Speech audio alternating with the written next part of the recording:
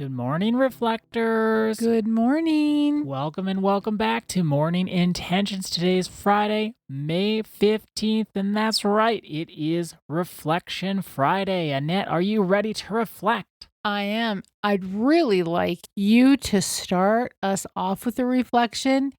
I would love to know what you have thought about our week talking about attachment, detachment, non-attachment, since I'm the one who has been concentrating on this in my personal development journey right now. I would love to hear your response, or like, did it bring up anything inside of you that you hadn't thought of or that you hadn't thought of in a while? I would love to hear from you first, Ada, today. Well, I have a bit of a confession to make.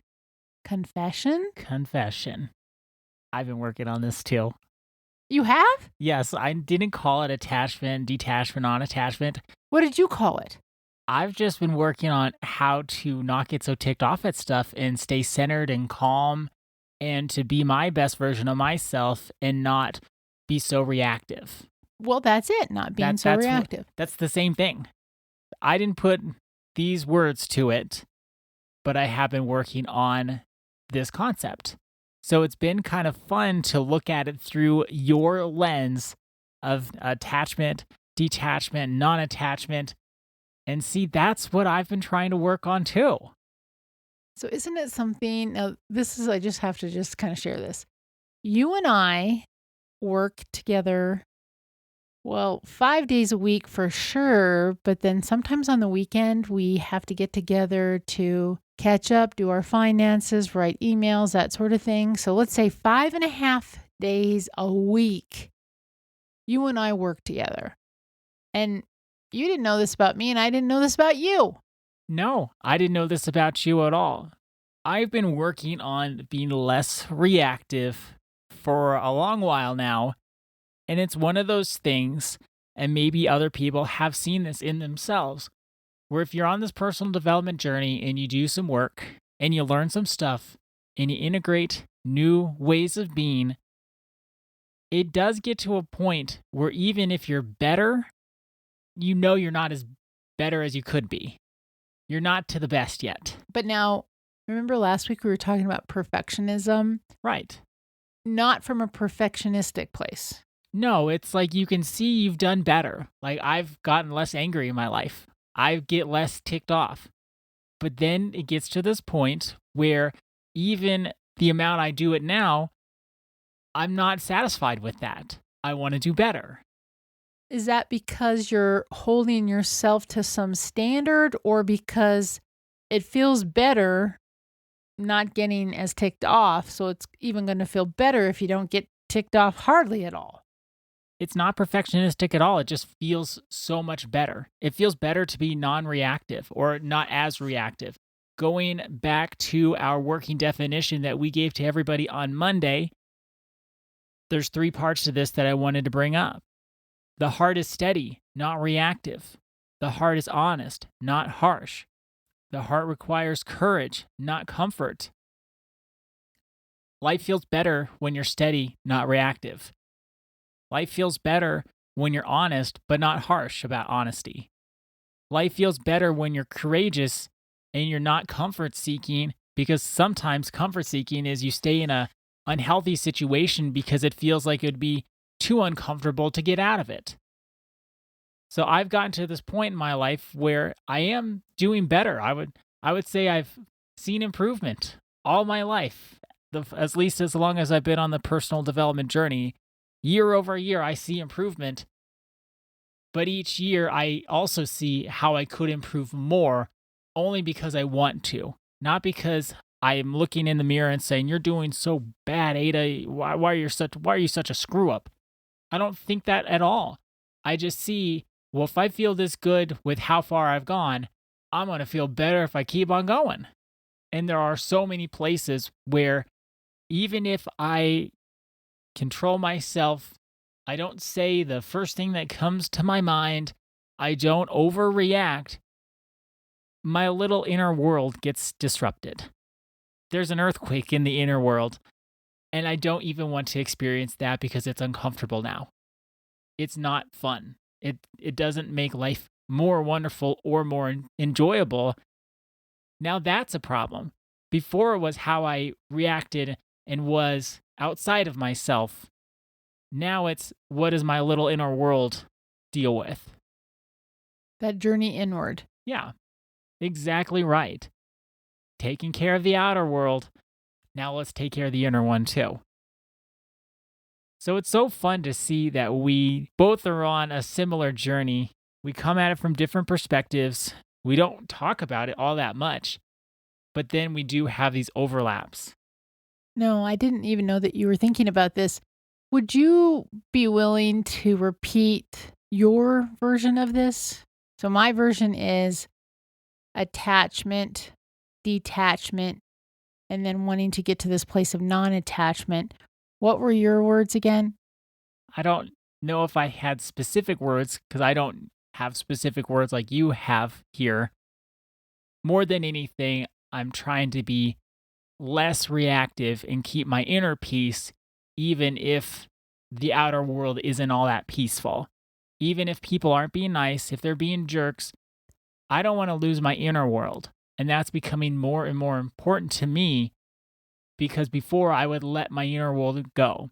Even if I controlled my emotions on the outside, my inner world was very disrupted.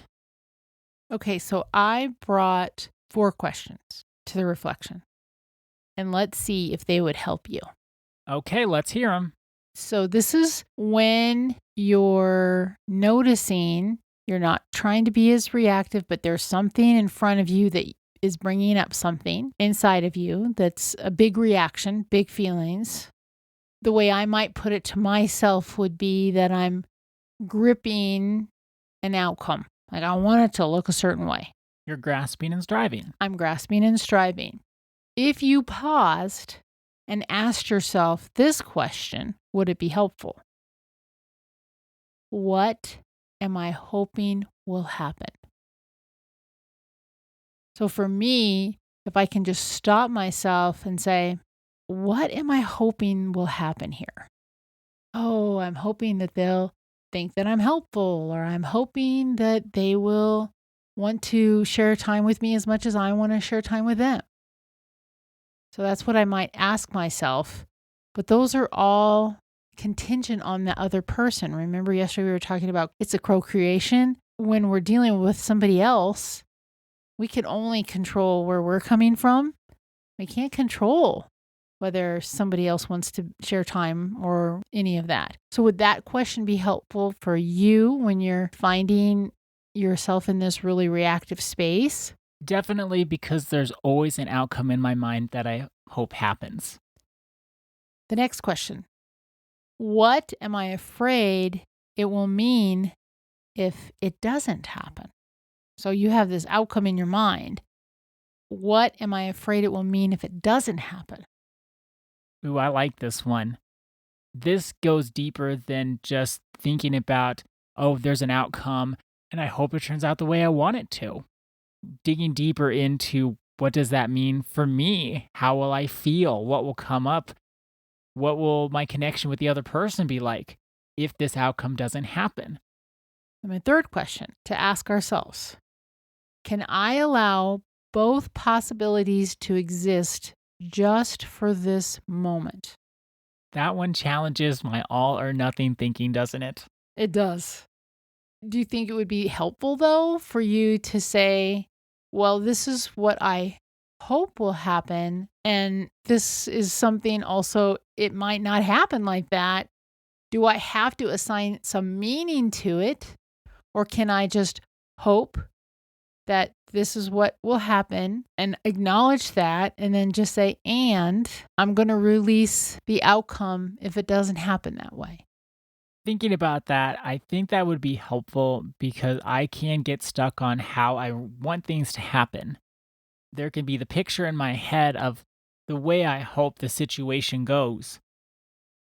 And this will make me think about it could go the way I hope, or maybe there's another possibility. And putting that out there, even just for a second, a brief moment to say, it also could turn out this other way. That could help me not get so stuck in my own picture of how things should be. And then this is the last one. What would it look like to stay open instead of certain? The immediate thing that pops into my head is more peaceful. Because if I'm basing my happiness, I'm betting my happiness on the outcome being a certain way, probably going to lose a lot. I'm going to be upset. I'm going to be frustrated. I'm going to be forcing life to be a certain way that I probably don't even have control over in the first place. No, you don't, especially when we're dealing with other people or even other situations. We only have so much control. Maybe we should close with this saying that our coaching instructor, Robert Holden, shared with us. When I say it, you'll remember it. It reminds me of when we grasp and strive for a certain outcome, how we also miss out on life because there's more than one way for things to work out well. There's more than one way for things to work out, period. And this is what Robert Holden says. God spoke to me in flowers today, but I was looking for words, so I almost missed the conversation. Thank you for sharing that. When you read it, I remembered that he said that, but I'd forgotten about that. So I'll keep my eye out for flowers this weekend. Please do. And thank you for allowing me to share more personally what I'm working on in my personal development this week. I appreciate that. Well, thank you for being open and courageous and willing to share. And I think these 4 questions that you shared with me should be our reflection for today and for this weekend. What am I hoping will happen? What am I afraid it will mean if it doesn't? Can I allow both possibilities to exist just for this moment? What would it look like to stay open instead of certain? Thank you so much for joining us today and this week. Our day is better because you are part of our day. See you Monday. See you then. I'm wanting something more, and I'm ready to begin. A life of happiness awaits me. It starts today when I